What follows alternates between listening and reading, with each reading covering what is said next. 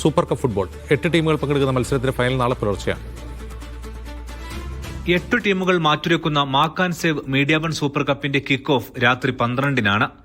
Saudi കിഴക്കൻ പ്രവിശ്യയിലെ Al Hasa central സ്റ്റേഡിയമാണ് വേദി. മാസ സഹപ്രായോജകരായ മത്സരത്തിന്റെ ഒരുക്കങ്ങളെല്ലാം പൂർത്തിയായി.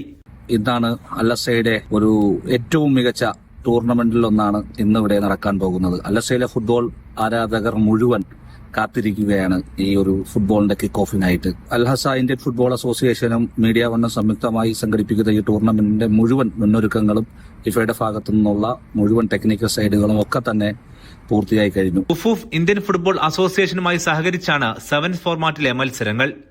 പുലർച്ചെയോടെയാണ് ഫൈനൽ. സൗദിയിലെ മീഡിയ വൺ സൂപ്പർ കപ്പ് ഫുട്ബോളിന്റെ സീസണിന് കൂടിയാണ് അൽഹസ എഡിഷനോടെ തുടക്കമാകുന്നത്. Media one, Al Hasa.